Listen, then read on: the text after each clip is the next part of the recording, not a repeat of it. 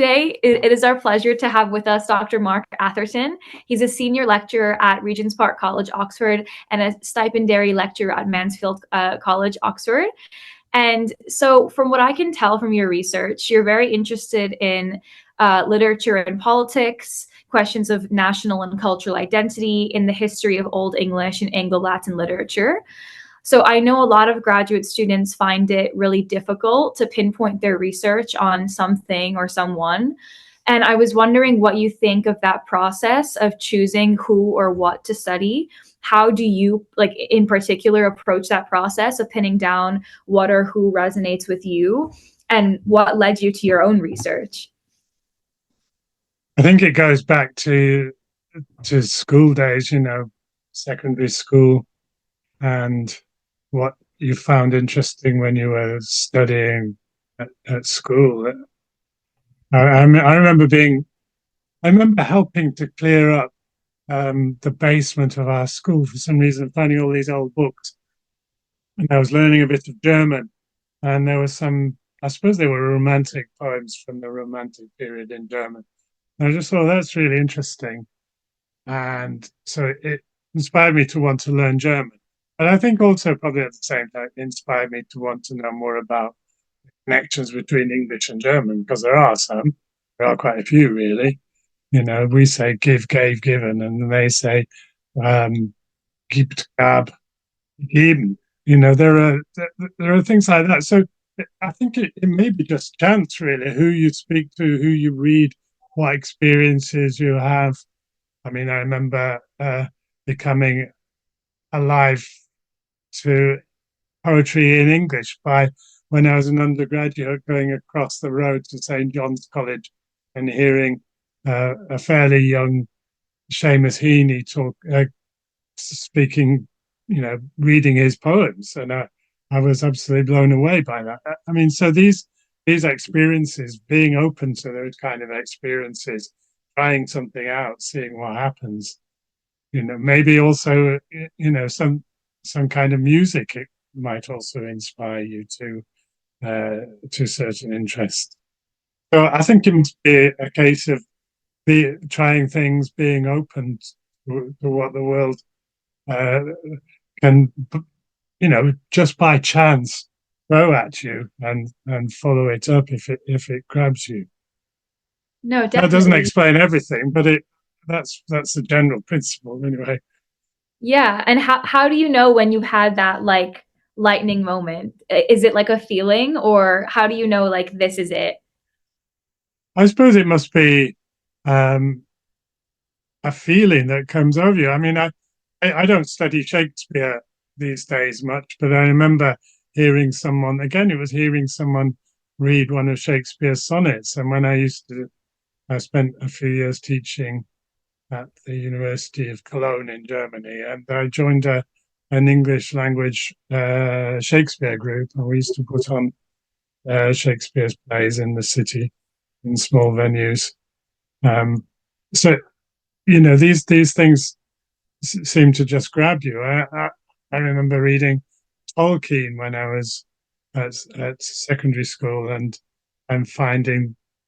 came to it quite late, not when I was that young, maybe 17, and just thinking what lies behind all that, and that's probably why I became interested in Old English as well. Yeah, a kind of like delving deeper into what lies behind. Yeah, you feel there's something there and you want to find out more. Yeah.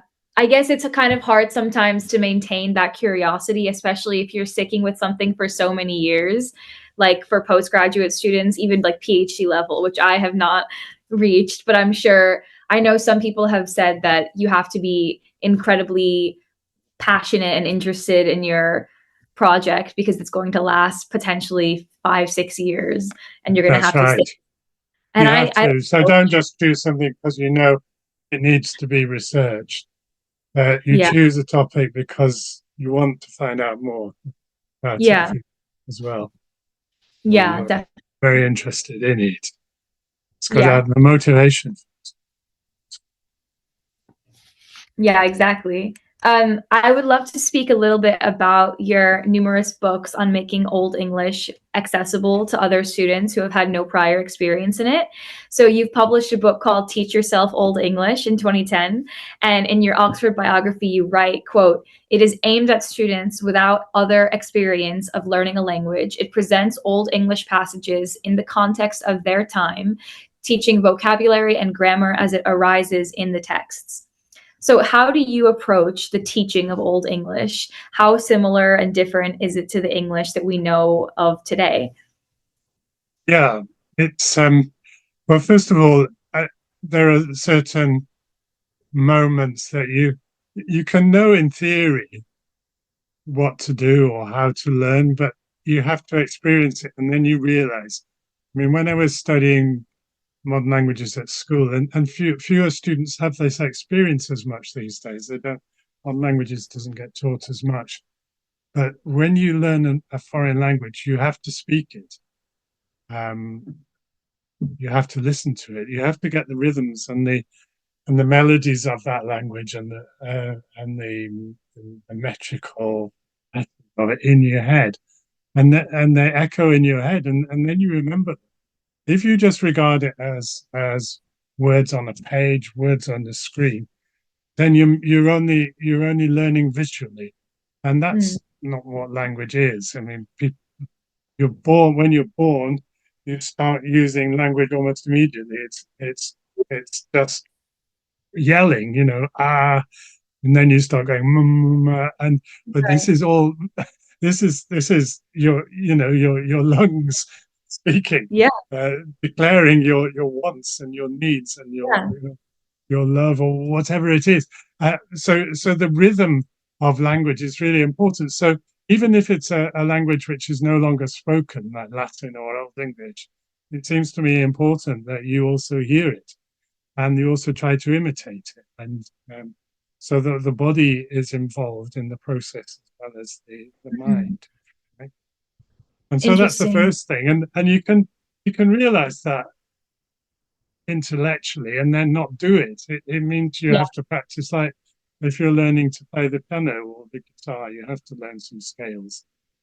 Yeah. Or then you can, and you have to practice them. And you know what the chord is, but it's not enough. You have to keep doing it until the fingers on the keyboard or on the guitar move to the position and stay there. And Yeah. they have their own kind of intelligence that you have to. But it's not something that is pure knowledge. It's a skill that you have to develop. So so that's part of the process of learning Old English as well. But that can also be quite good fun, speaking the first line of Beowulf when you're having a shower or something. I don't know, Yeah. these kind of things. You know.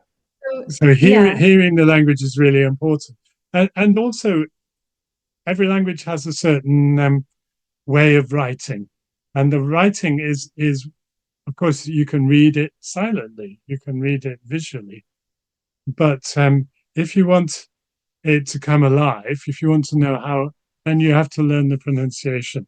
And okay, people then say, well, how do we know that the pronunciation was? And I could talk for a while about that, but I don't think we have to do that now. But I mean, it's a process of detective work and reconstruction. But in a way, if we're getting it slightly wrong, that doesn't matter because we Yeah. are seeing it's helping us to learn the language. So the word for today in Old English is spelled Codaeg, and it you might think, oh, that must be todag, but it was actually pronounced today, today. And if you know that, and the reason that you start to learn, well, what are the phonetic rules for reading Old English, then you can start to hear the connections with modern English as well. And so you, especially for everyday words in Old English, they're often very similar Yeah. to English. I Yeah. mean, I know a student. Uh, my partner teaches a student creative writing. When he arrives at the house, he's fascinated by Old English. So we have this little conversation. His name is Edward. We have this conversation in Old English that we've developed. How are you today? who gath it today? It gaths really well. It goes very well. And who is the weather today? What's the weather like today? It is bitterlich child today. You know, this kind of thing. That's so cool. Wow. So it really is a kind of like, it has to be kind of grounded and embodied within, like, it's like a visceral physiological thing, kind of I think that's grounded one in. aspect of learning languages. And you only realize that when you start doing it. You can Yeah. understand it intellectually, that might work. Yeah. But you won't feel a real kinship or connection with the language, or feel how they like meant their words, meant their ideas, how the text resonated within their own mouths until you yourself start speaking it. That's what I think. Yeah, yeah. And of That's course, so there are some students who everyone has different ways of learning, and some people maybe are more visual and less. I don't think I was particularly visual when I was a teenager, but I learned to do it. I think so. I mean, I'm fascinated by grammar, and I could learn languages by the what I call the old method. Although, I mean, these methods come and go, but the old method was learning tables of pronouns and verb yeah. endings. Yeah, and that, I mean, if you chant at age 10 or 11, learning Latin, you know, I love, amo, you love, amas, he, she loves, amat. I mean, that can be fun as well, but it's not actually how we speak, is it? We don't Right. go through tables in our head every time we speak our native tongue. We just Right. say things, you know. Uh, Yeah. and Yeah. so that kind of reconstructing that means, okay, when you're learning a language, let's hear some real Old English, if it's Old English. So trying to find texts that are graded. You grade your text when you write in a Yeah. grammar or a text of Old English. It's not really pure. It's not a pure grammar. So you're learning everything at the same time, but you're concentrating on certain things. So I Mm. started with proverbs, um, early chapters. A king must rule a country is a proverb in Old English. Cunning shall reach a Haldan. Haldan is the Finnish, means hold. You can do a bit of grammar. Once you can rattle that off, you can start learning that Haldan is the infinitive. If you like Yeah. grammar, and if you don't like grammar particularly, then you can just hear it and learn the rhythm of it, and then what else? A bear must live on the heath. The bearer shall on heather um, Liban or something like that. Yawunian. So you start to ring the changes on these proverbs. You could even make up your own if that helps. You know, if the Yeah. creativity of making up your own Old English helps you to learn it, that's all to the good. And then when these proverbs come up in the middle of a text like Beowulf, you've got you're already familiar with it. Kind of. Yeah, definitely. It kind of reminds me of being in French class and having to fill out these worksheets and things and speaking very formal academic French. And I had a French friend recently tell me that they don't speak French in France like that whatsoever. So it's nothing like that. No, It's more no. that I how. mean, yeah, I think that's right. You know, and for my PhD at the University of York, I studied it was kind of the historiography of medieval studies and linguistics to some extent before I moved into other interests, and I focused on a Victorian scholar called Henry Sweet. And Henry Sweet said that you know we when we learn languages, we graph sentences as wholes, and then and that's what babies do, and then they kind of analyze them afterwards. Even babies, you know. So babies don't make too many mistakes at first; they just rattle off a short phrase, and then when they start to think about the rules, even if it's vaguely subconscious, you know, they start to make. They start to make mistakes. Remember my brother, younger brother, you know, falling into the river and having to be fished out. And he said, "I swimmed," or "I did swim," or something like this. You know, he didn't know that the past tense of swim is swam, but he knew that that there was a rule that you add a D onto the end of verbs to make them pass. Right. Yeah. Yeah, I guess it kind of reminds me a little bit of what Lacan kind of thinks about language, because I studied quite a bit of psychoanalysis in Right. undergrad, like in third year for my third year dissertation. And there's this like theory that he thinks, like infants use language to express their desires, like we were just saying. And because of that, they actually come into their own identity through language. And it's only through language that they become a full kind of subject. And I guess it really shows the importance of how grounded language is within the body and within the mouth and within the utterance and the brain, and how it's all connected to the self, actually. And I think that's why when I guess you externalize it and intellectualize it and you learn it through tables or through academic study of French or Old English or whatever, sometimes you don't feel like the self is actually being nourished, I guess. No. Kind of like what you were saying. I think there's a combination of things. Obviously, some grammar, learning a bit of grammar can help because it's a shorthand way of describing things. Yeah. But some people can learn languages without knowing much grammar, or they learn it for a while. It's like a scaffolding to get to build the building, and then they don't need the grammar anymore, and they start to forget it because they just instinctively use it. Yeah.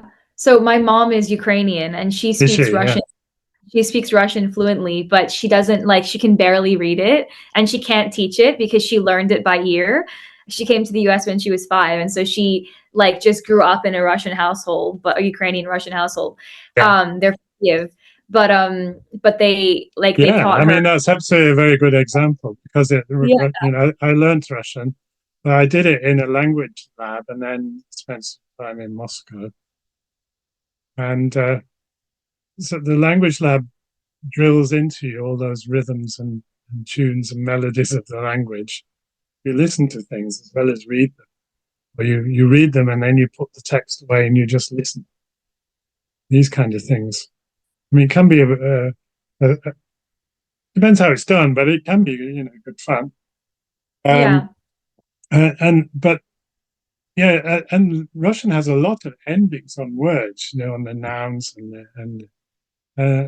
and you could if you try to do it just by learning your grammar tables, you'll never speak a sentence. It's very difficult. Yeah. It's got to come. You've got to cultivate the fluency, and so she's obviously done that because that's the way she. Yeah. And then she has the opposite problem where it's like her grammar is actually quite bad sometimes, and her reading is quite bad. She reads very at a maybe 6th grade level, you know. So it's I guess you have these two sides of the same coin. One where it's this very rigorous academic study of how the syntax and grammar and linguistics all function, but then it's this more human, embodied experience of actually speaking it, not writing it. Yeah. It's really interesting. And I was going to ask you, why do you think it's important to ensure that Old English texts and the Old English language are accessible to people, especially younger students, whether those people are inside or outside of academia? Why is it important that we ensure that it's accessible? So that's another way of asking why learn Old English? I guess kind of why should we and how can we ensure that it's accessible to people who want to learn it, I guess, in your opinion? Because you specialize. Okay, there may be very intellectual people who love grammar, love the patterns of grammar. Yeah. And they want to study the literature, so they learn the grammar and they apply it to the texts. But that's only one kind of student, one kind of learner. And there are lots of people out there who won't want to do that. I think so. I mean, first of all, the literature is very interesting, and reading. Say, I start, even though it's very hard. I these days I usually start with Beowulf, and we do some other texts as well, because Beowulf is perhaps the best known Old English poem. Yeah. And it has and this idea of the hero has to prove himself against a monstrous opponent. It's something psychologically intriguing that people want to explore, and the ideas of monster literature is something we find in other periods as well, like modern films. Yeah. So I start with that, but it is quite hard to learn. But if you've got a motivation from the Yeah. literature, that would be one area. Yeah. Another way is just walking down the street or traveling through the countryside and seeing all the names of places. And some of them are obvious what they mean, like Woodstock near Oxford. If you know a little bit about the countryside, you know that a ford is a place where you can, a shallow place to cross the river. And that's where the oxen used to cross the I river. did And not know that. Wow, that is so yeah, cool. and so Oxford is the place where they used to cross the River Thames. And the Thames was actually at one stage in the early history of England was the border between the Kingdom of Mercia to the north of the Thames and Wessex to the south of the Thames. So Oxford is on the Mercian side of the Thames, the north side, if you like. Mm. And so it was like a border town for a while until the Kingdom of England was created. And the oldest building in Oxford is the North Gate. And that's what it was called in Old English, except it sounded a bit different. It was North Yat. Yeah. And that's the old tower, which is now part of a church. But it would overlook the gate into the walled city of Oxford. Or probably at Wow. first it was a stockade, maybe a dike, an embankment of earth with wooden stockade going all the way around the city. And I mean, we still talk about Longwall Street a bit further down, where New College is. But Yeah. the street names go back to, and the layout of the streets go back to that founding of the city of Oxford in the 9th, 10th century. So we have Bourne Market and Broad Street. I mean, these words go back to Old English.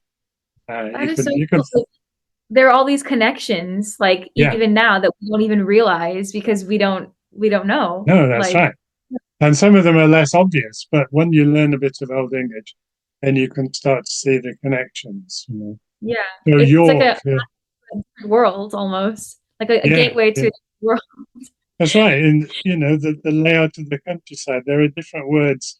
So that there's a fairly famous Old Anglo-Saxon poem called Malden, the Battle of Malden.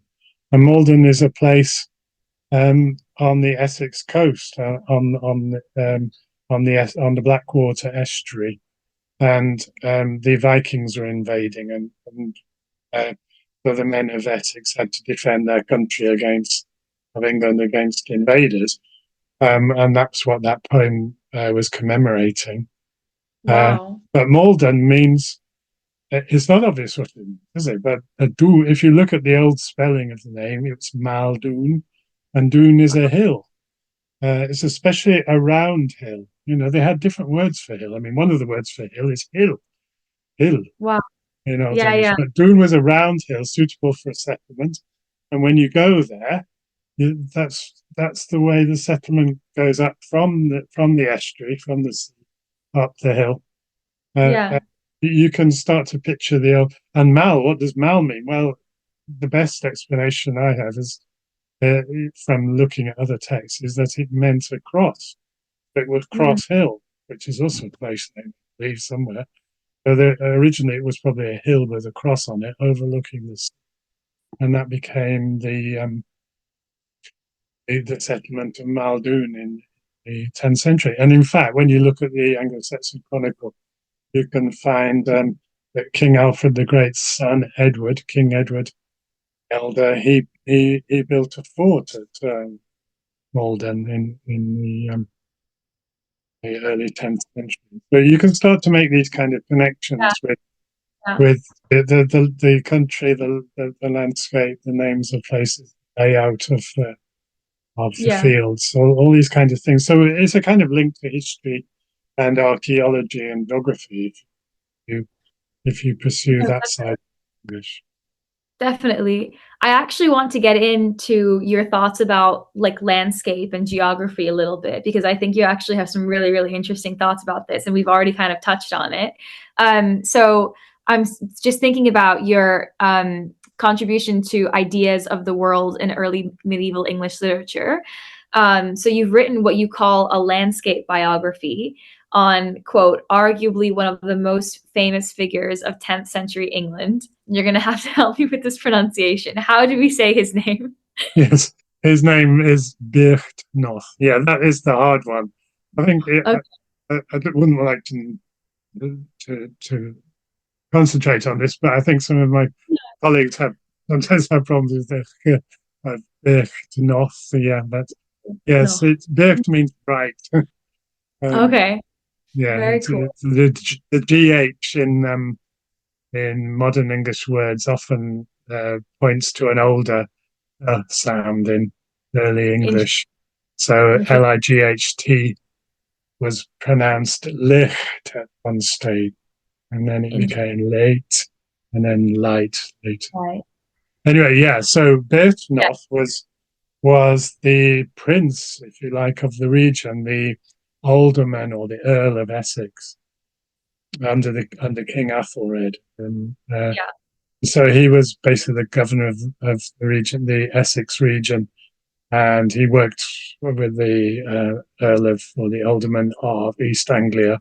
They were good friends, and they were also fairly religious, the pair of them, and so they supported in politics. They supported the monastic party, the Benedictine reformers who were founding many monasteries and promoting education and the arts and literature and administration in the country through the monastery.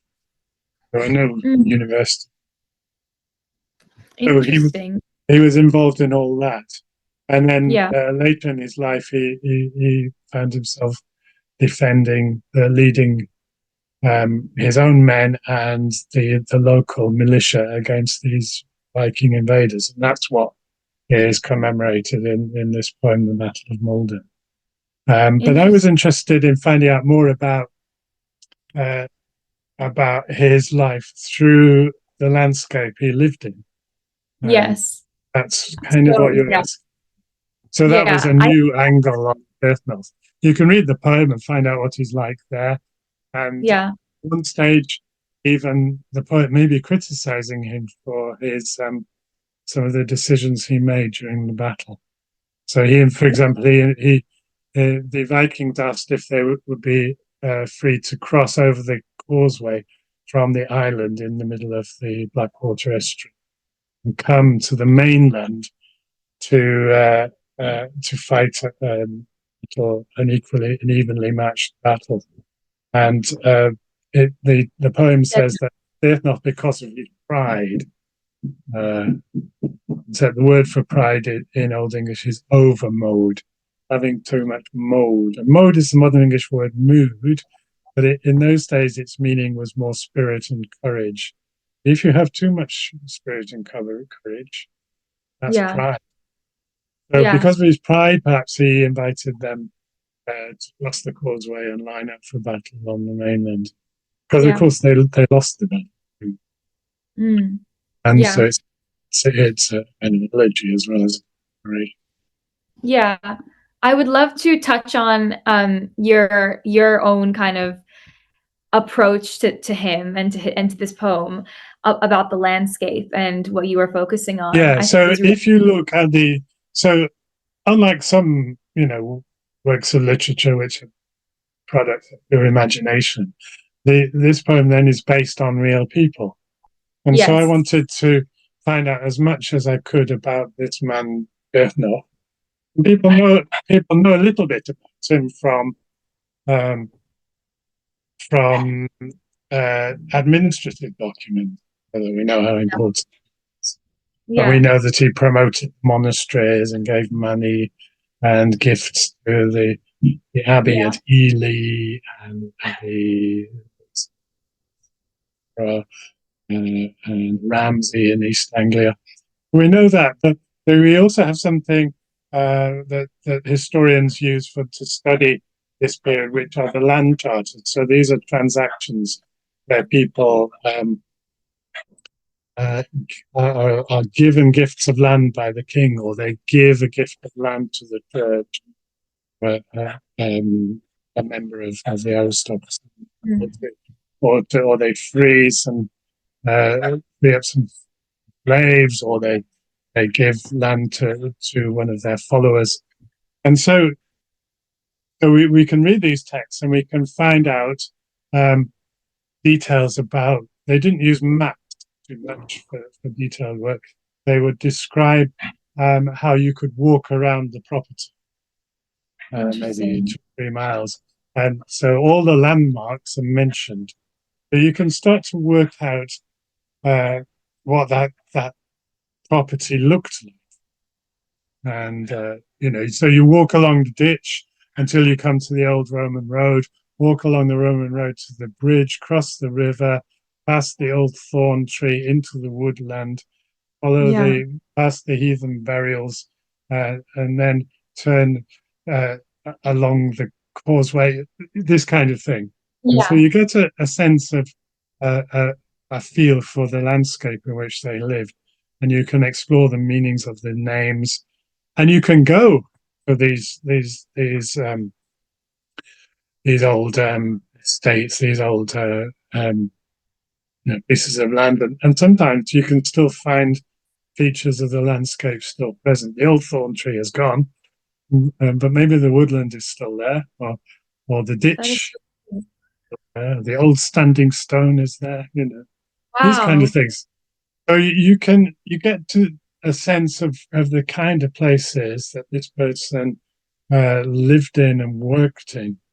And this is, so landscape biography has been used to study, the early development of New York City and the architects who I'm created from New. Oh, so you're from New York. I know you should read that book which you mentioned about yeah. landscape biography. Yeah, definitely. I find it really interesting about how we can kind of facilitate our own connection to these texts through the landscape, Yeah, almost kind of like what we were saying about language and how it's a very embodied experience, like kind of through yeah. your own mouth. You Yeah, so in hark this case, back it's through to your the world. own, you walk the Yeah, same route that these people walked 1,000 years ago, and you look at the amazing. features of the landscape, some of them, Yeah. and you begin to picture, um, what their everyday life was like, and connections, Yeah. just the old Roman roads that they used, and the rivers. And one thing I sort of discovered when we imagine, early medieval England and Beowulf, perhaps we have a picture of a landscape in your head, perhaps you have one in your head that might be partly inspired by Tolkien and maybe Shakespeare, or who knows. But sometimes it can surprise you, the landscape of Essex, North Essex, and Suffolk. That is the country, the romantic painters in the 1800s, like Turner, Constable. This is Constable. There's a famous painting, the hay wain, the hay cart of it being drawn through across a river at a ford. It probably hasn't. That landscape hasn't changed so much, Yeah. interest. Yeah, definitely. It's also interesting, I think, to think about how their connection to the land might be different from our connection to our land today. And I want to draw on some of your quotes from the piece. Your aim, you say, was to quote, uncover more of the life world that Brithnocht inhabited by studying the relevant parts of the landscapes he lived, worked, and moved in. drawing on the geographical and historical perspectives of place name studies. And I think this notion of the life world is really interesting. And you also draw on geographers Colin and Renz, and you explain that, quote, the landscape is not simply something separate to be viewed from a distance, for human beings were involved in creating it and shaping it and given a history. And I think it's really interesting how this notion of the life world, from the OED definition, which you provide, means a period of human existence. Is a word that you find in various languages that go back to the same ancestral language. So if we think about the Romance languages, which are languages like Portuguese, French, Spanish, Romanian, they all go back to Latin. And then we have another group of languages which go back to something that gets called Celtic, but we don't actually have Celtic anymore. We just have Welsh and Irish and Gaelic. So those are the Celtic languages, but we have to reconstruct the parent language. And it's the same with English and its related languages. So the sister languages of English are German, Dutch, Danish, Norwegian, Swedish, Icelandic. These are the languages that are called the Germanic languages. So English doesn't come from German. English and German and Dutch are sister languages, and their parent was Germanic. So in the Germanic languages, there are these words for world or which sound very similar. So they at one stage they must have been the same word. So in English we say world, and in modern German we say Welt. I think there's a similar word in Dutch, etc.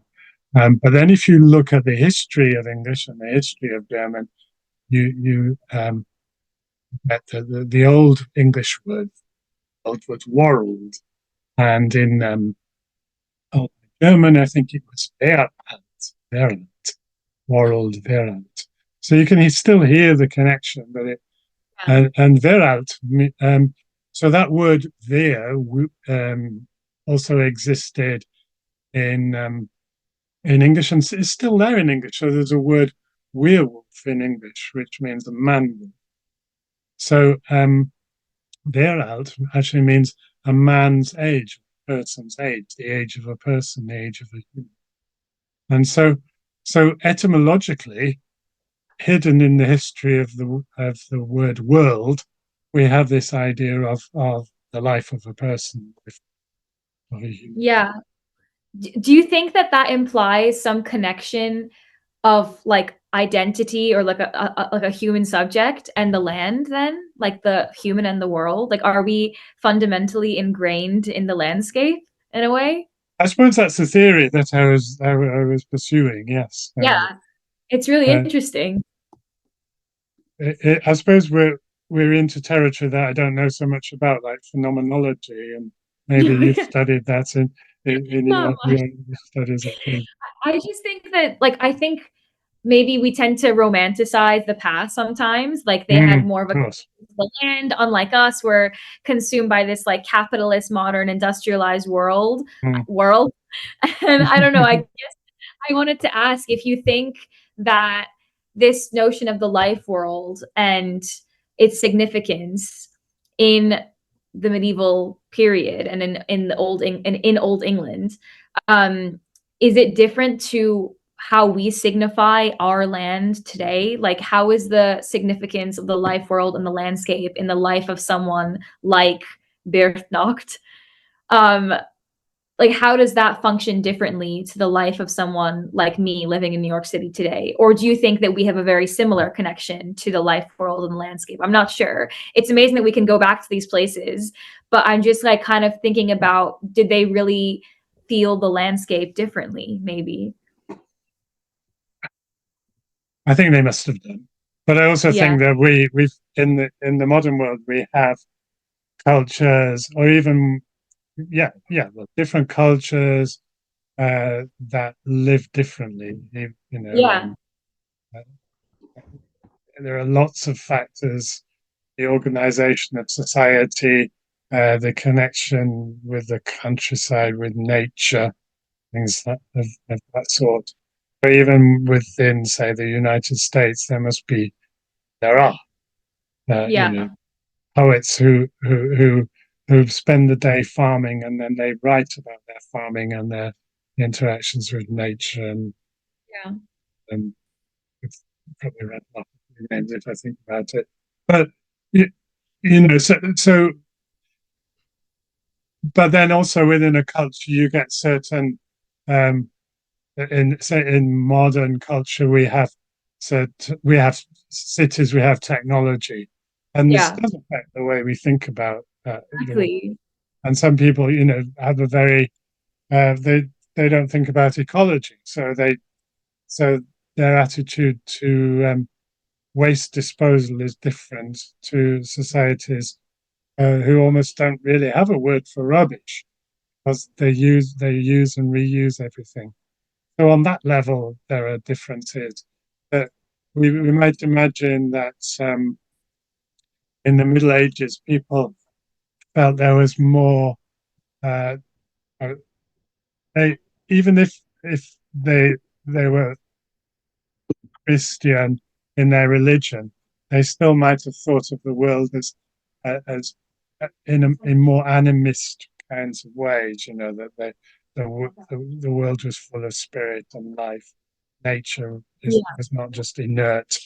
Uh, the land was alive in some way. Um, so those kind of thoughts, so that even if they didn't consciously hold those kind of beliefs, maybe subconsciously these kind of attitudes was prevalent. That's Yeah, the kind definitely. of thinking that I'm thinking about. Yeah, Yeah.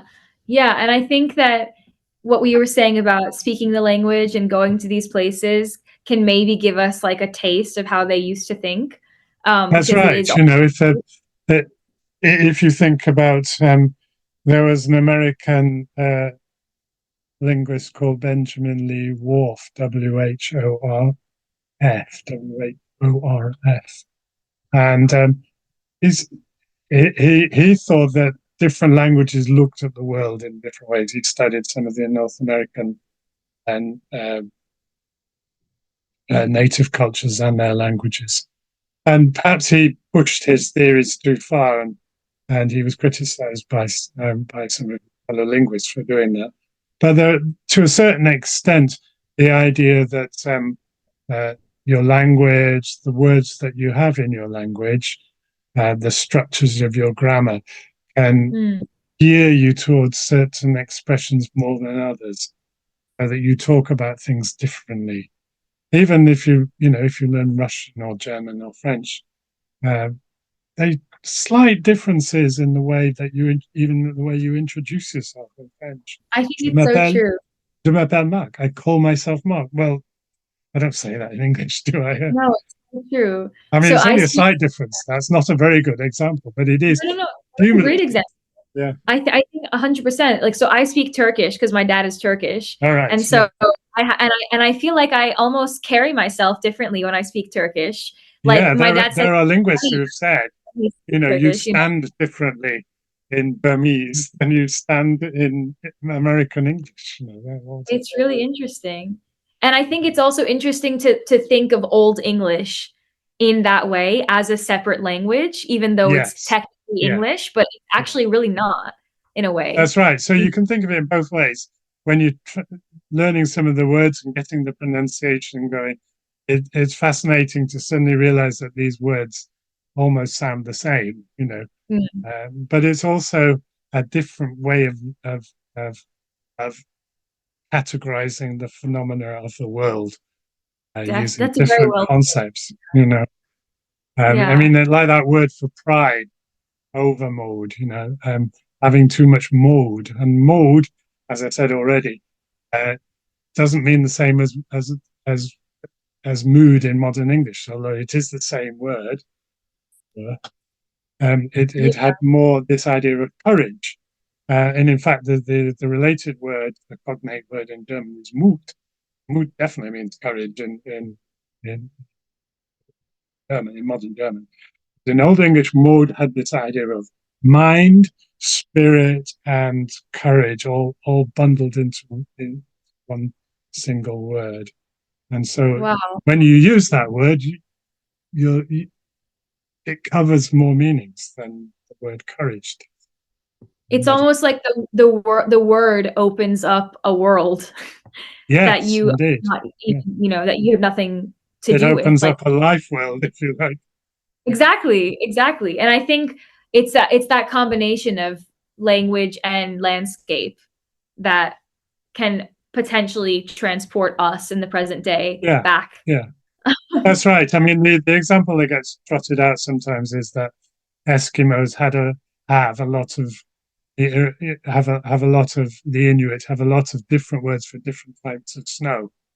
And then sometimes people debate that and say, well, English has sleet and it has a few words like that.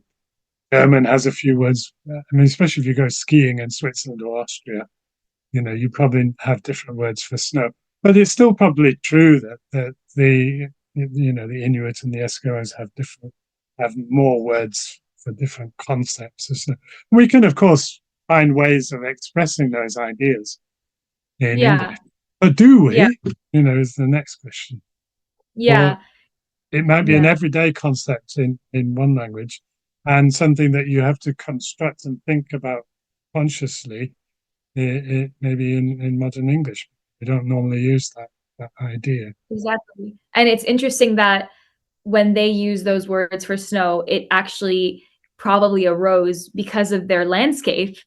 Like those Indeed, words, because of their circumstance. There's a fascinating study by place name experts, on signposts to the past, the study of old English place names. Scholars like Anne Cole and Margaret Gelling, and what they've discovered is that in place names, there are several words for a hill, and each one describes a different shape of hill. And we can't do that in modern English. We don't have the words for any. Wow. That's quite sad. Yeah, it is. Yeah. I mean, there's a Cambridge academic, maybe he teaches Victorian literature, Robert Macfarlane, and he's very interested. Robert Macfarlane is very interested in reviving some of these old words. Yeah. Ways of talking about nature and the countryside and trees and hills and different kinds of weather. And he says that this is a kind of ecology as well, of preserving ways of life that are embodied in languages, Definitely. British Isles and other countries as well, of course. Definitely. I guess we like rarely think about how ingrained our words are with our landscape and with our situation, our circumstance on a physical level.